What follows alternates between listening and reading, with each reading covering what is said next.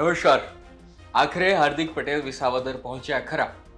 આ વિષય પર સમાચાર શું કામ બને તેના બે ત્રણ અલગ અલગ કારણો છે. સૌથી પહેલું કારણ એ કે જ્યારે તેઓ વિસાવદર નહોતા પહોંચ્યા ત્યારે પણ ગુજરાત તકે સમાચાર બનાવ્યા હતા. તમને સવાલ ઊભો કર્યો હતો કે કેમ તેઓ વિસાવદર નથી પહોંચ્યા. હવે તેઓ વિસાવદર કેમ નથી પહોંચ્યા તેના સવાલ એટલા માટે ઊભો થયો હતો કારણ કે ગયા અઠવાડિયે વિસાવદર, જ્યાંથી અત્યારે ગોપાલ ઇટાલિયા MLA છે, તેમના જૂના સાથી છે અને 2015માં આંદોલનમાં તેમણે સાથે સાથે કામ કર્યું હતું તેવા ગોપાલ ઇટાલિયા, જ્યાંથી ધારાસભ્ય છે તે વિસાવદરમાં, પાટીદાર સમાજનું ગઢ પણ છે તે વિસાવદરમાં કર્મવીર ટ્રસ્ટ ફાઉન્ડેશન દ્વારા એક ભૂમિપૂજનનું કાર્યક્રમ કરવામાં આવ્યું હતું. સરદાર ભવનના ભૂમિપૂજનનું કાર્યક્રમ, તેમાં જે 2015નું જે એક્સપેરિમેન્ટ હતી, જે લેબોરેટરી હતી, તેમાંથી નીકળેલા તમામ પાટીદાર નેતાઓ જે અત્યારે ચમકી રહ્યા છે, જે અત્યારે ગુજરાતની રાજનીતિમાં મુખ્ય ભાગ ભજવી રહ્યા છે, તેવા તમામ નેતાઓ એક જગ્યાએ એક સોફા પર હાજર હતા. જે ફોટો ખૂબ વાયરલ થયો હતો, જેમાં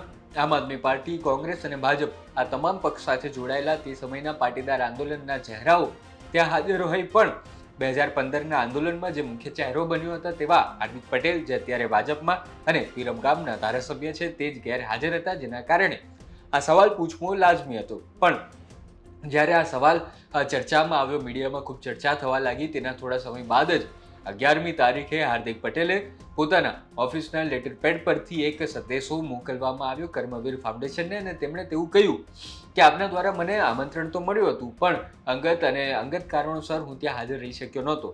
એટલે ટૂંકમાં જ્યારે તેઓ ત્યાં હાજર ન આવ્યા ત્યારે એક મેસેજ એવો પણ ગયો કે વિસાવદરમાં આ કાર્યક્રમ થઈ રહ્યો છે અને તેમાં ભાજપના નેતા છે તેમને જ આમંત્રણ આપવામાં નથી આવ્યું. પણ એની ઉપર ચોખવટ કરી છે હાર્દિક પટેલે અને કહ્યું છે કે મને આમંત્રણ મળ્યું હતું, પણ પછી સવાલ એમ પણ થાય કે કેમ તેઓ આમંત્રણ મળ્યું છતાં ગયા નહોતા. તો તેના જવાબમાં અત્યારે તો તેમણે એવું કહી દીધું છે કે મારું અંગત કારણ હતું, જેના કારણે હું જઈ શક્યો નથી.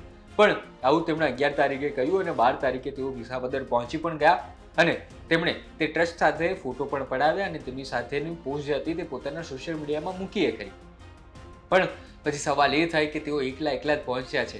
એટલે કે ટૂંકમાં જે 2015નો જે આખો બેચ હતો તેની સાથે તેઓ અત્યારે વધારે પડતા દેખાઈ રહ્યા હોય તેવું લાગી નથી રહ્યું. અને અત્યારે જે 2026 ચાલી રહ્યું છે ત્યારે તેઓ ધારાસભ્ય છે, પણ તેમના જૂના સાથીઓ સાથે દેખાયા નહોતા, પણ વિસાવદર ગયા હતા. હવે આપણે વાત કરી લઈએ વિસાવદરની. વિસાવદર કેમ આટલું ઇમ્પોર્ટન્ટ છે અને ચર્ચામાં છે તેના બે ત્રણ અલગ અલગ કારણ છે. પહેલું કારણ કે વિસાવદર ખેડૂતોનું ગઢ છે, પાટીદારોનું ગઢ છે અને જે પોતાની બદલાતી જે નેતાઓ છે તેને બદલવા માટે ખૂબ જાણીતું છે, બગાવત માટે ખૂબ જાણીતું છે. અને અત્યારે આમ આદમી પાર્ટીના પોસ્ટર બોય એટલે કે ગોપાલ ઇટાલિયા ત્યાંથી ધારાસભ્ય છે અને 2027 ખૂબ નજીક આવી રહ્યું છે, ત્યારે પાટીદાર નેતાઓ જે મજબૂત હોય અને ભાજપમાંથી આવતા હોય તેવા ઉમેદવારો ત્યાં પોતાને પગ પેસારો કરે તેવી શક્યતાઓ ખૂબ વધારે દેખાઈ રહી છે. પણ તેવામાં હાર્દિક પટેલ કેમ ન દેખાયા તે પણ એક સવાલ છે. ટૂંકમાં 2015ના પોતાના સાથીદાર સાથે ન દેખાતા હાર્દિક પટેલ અત્યારે એકલા મળી આવ્યા છે. તે વિસાવદર પણ જઈ આવ્યા છે. આજથી માહિતી પણ રાજકીય બેડામાં અલગ પણ વાતો ચાલી રહી હોય કે તેઓ કેમ ત્યારે નહોતા પહોંચ્યા. તે સવાલનો જવાબ તમને શું લાગે છે તે તમે અમને કોમેન્ટમાં જરૂર જણાવો. ધન્યવાદ.